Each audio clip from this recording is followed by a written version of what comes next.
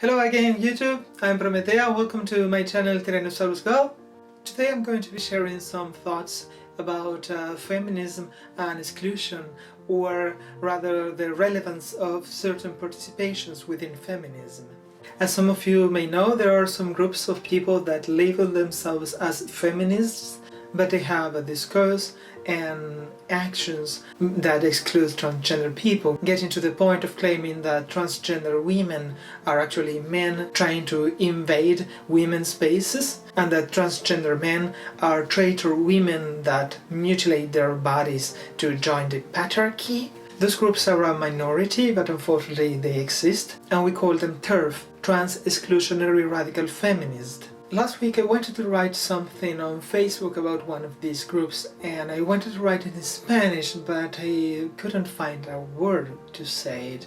I didn't know the terminology in Spanish. Trying to make a direct translation of trans exclusionary radical feminist would not necessarily be very easy, because Spanish handles nouns and adjectives and nouns turns into adjectives differently than English, so it wouldn't be exactly clear. So I went to Google trying to find what the proper terminology in Spanish is, so that people will understand what I was referring to, and I didn't find it. I ended up just going with anti-trans feminist, but what I did find was an article about a feminist gathering where certain trans people had been excluded. Without even opening the article, just reading the snippet that Google shows you on a search, my dysphoria went to the sky, because I thought that what I was going to find was something similar to what I know has happened in certain gatherings in the United States or in Canada,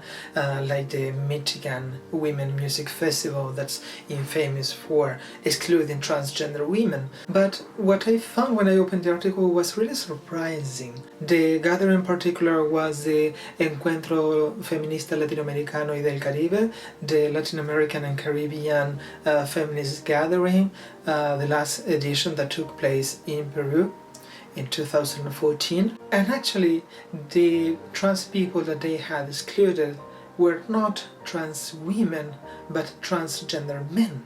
In fact, one of these trans men that attended went with his girlfriend, who is transgender herself, and she was allowed in, but he wasn't. And I found that very interesting and in a way positive, because they were recognizing their gender identity, calling things by their name. A man has no business in a feminist gathering. So by excluding him, they were actually validating him as a man. But is it really like that? Do transgender men really have no business in a feminist gathering?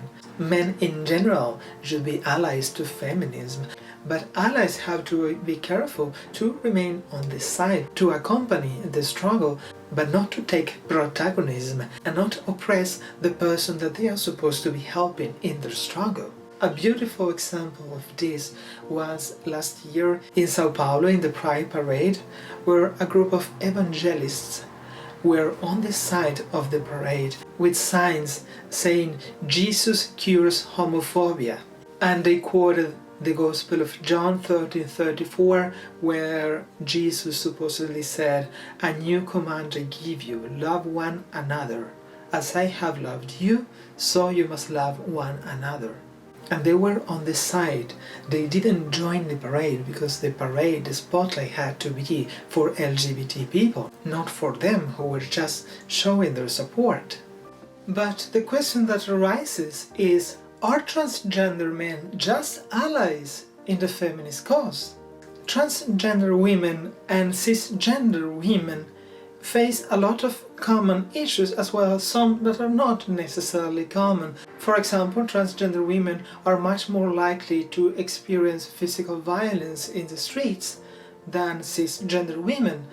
Both trans and cis women are systematically raped, but transgender women don't have to deal with the possibility of an unwanted pregnancy, whether cisgender women do. And at the same time, transgender men also face some of these same issues, some in common with transgender women, some in common with cisgender women. Transgender men are also raped, and some of them can't get pregnant, for example. A lot of the issues that they face are because they are perceived as women. A number of them experience an improvement on their situation when the changes to their body because of their transition gets to the point where their transgender status is not apparent. They are victims of sexism and misogyny, even though they are not women. So the question is, should transgender men participate in feminist gatherings? The groups organizing the Latin American and Caribbean feminist gathering have already stated that this is currently under discussion. They are not stating that it will not be allowed. It is something that they are taking into consideration. The next gathering is going to be either this year or next year in Uruguay. So let's see what happens then. But if we include transgender men, should we also include cisgender men? After all, they also suffer from sexism. Sexism pushes on cisgender men this ideal of masculinity that is also unachievable for most of them. They are not allowed to express their emotions, to be in touch with their feelings, or to relate properly with women. Sexism doesn't benefit anybody.